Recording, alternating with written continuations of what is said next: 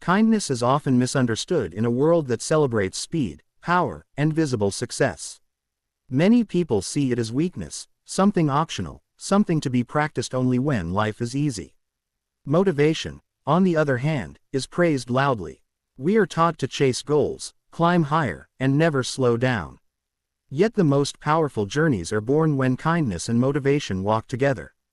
This is the story of one such journey.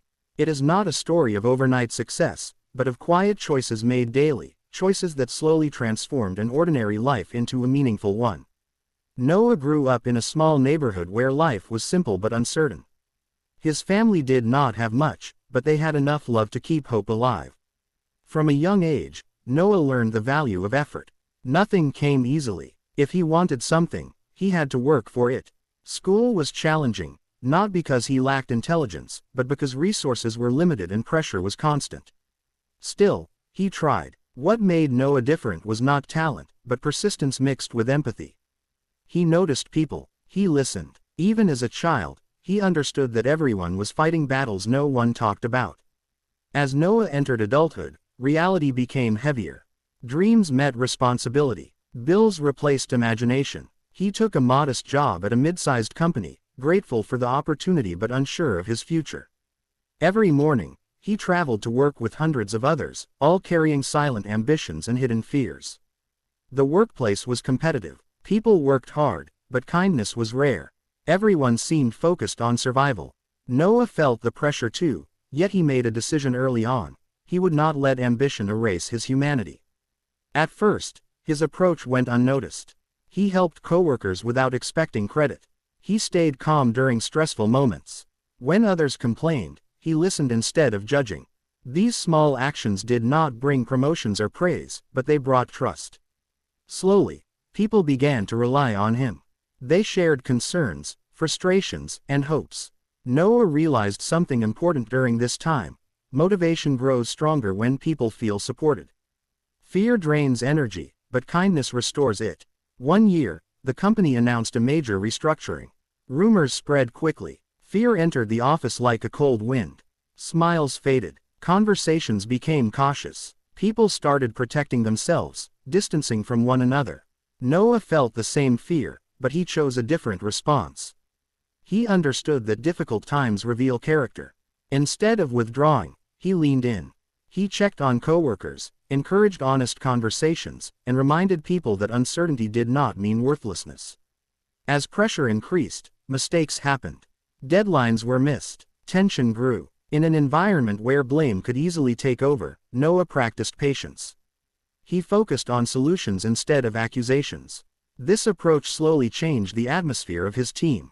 People felt safe enough to admit mistakes, which allowed them to improve. Motivation returned, not as excitement, but as quiet determination.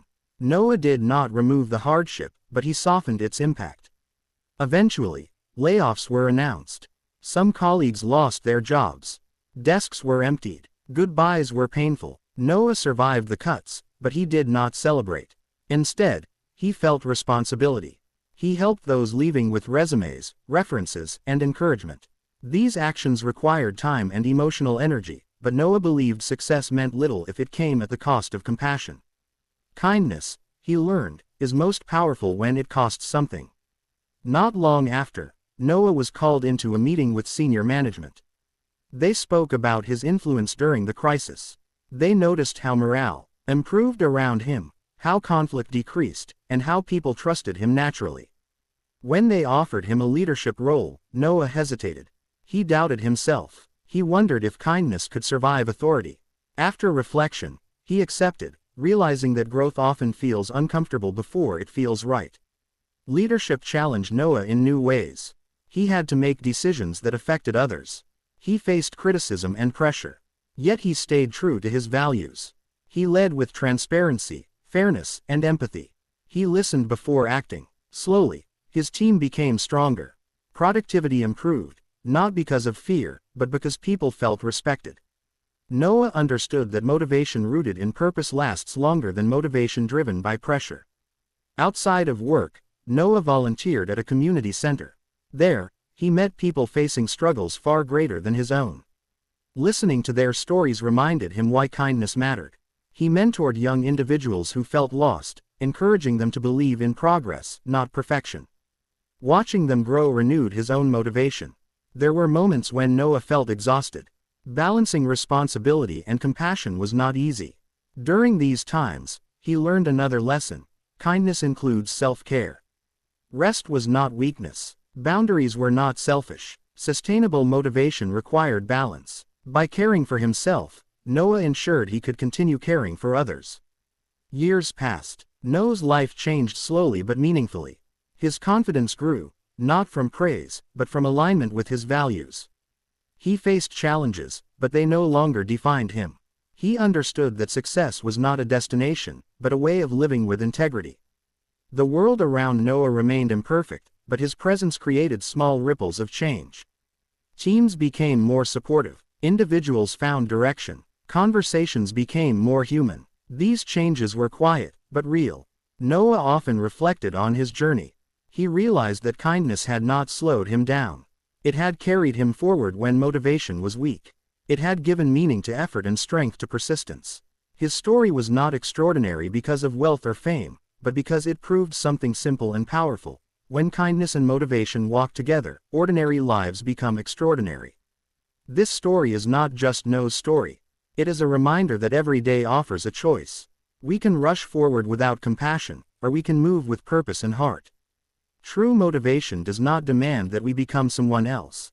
It asks that we become more of who we already are. And kindness, practiced consistently, has the power to change not only our direction, but our destination. Part 2. The Quiet Rise. After the applause of survival faded and routine returned, Noah discovered that the hardest season was not crisis, but consistency. When there was no emergency to unite people, habits quietly returned. Pressure did not announce itself anymore. It whispered through deadlines, targets, and expectations. This was the phase where motivation was tested daily, not by fear, but by fatigue. Noah understood that if kindness was to remain real, it had to live in ordinary moments. In his leadership role, Noah faced a new kind of loneliness. Decisions now carried weight. When outcomes were good, the team shared credit. When outcomes were bad, responsibility pointed upward. He learned to stand calmly in that space. Instead of defending himself, he explained reasoning, admitted mistakes, and invited dialogue. This transparency surprised people. Trust deepened, not because Noah was perfect, but because he was honest. One quarter brought missed targets across departments. Pressure intensified from above. Meetings grew tense. The easiest path would have been to demand more hours and stricter control. Noah chose a harder path. He asked his team what was blocking progress. He listened without interrupting. Patterns emerged.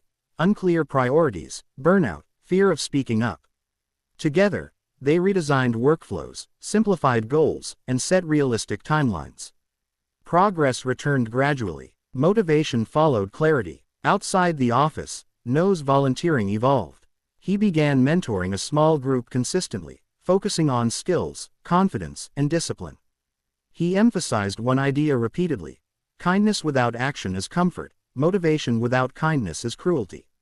Balance creates growth. Watching people apply these ideas reminded Noah that leadership was not a title, it was influence. There were setbacks. A trusted colleague resigned. A project failed publicly. Criticism arrived online and in meetings. During one particularly difficult week, Noah questioned whether his approach was sustainable. He felt tired in a way sleep could not fix. That weekend, he disconnected, walked alone, and reflected. He realized he had been generous outwardly but strict inwardly. He recommitted to self-kindness, rest, reflection, and renewal. Returning with steadier energy, Noah implemented small rituals, weekly check-ins focused on learning, recognition for quiet effort, and space for recovery after intense sprints. These were not dramatic changes, but they compounded. Turnover slowed. Engagement improved. People felt human again. Years later, Noah was invited to speak, not as an expert, but as a practitioner. He shared failures as openly as successes. He spoke about the myth of constant motivation and the power of steady values. The response was overwhelming. People recognized themselves in his story. Noah understood then that impact is rarely loud. It travels through conversations, choices, and example. Kindness did not make his journey easier, it made it meaningful.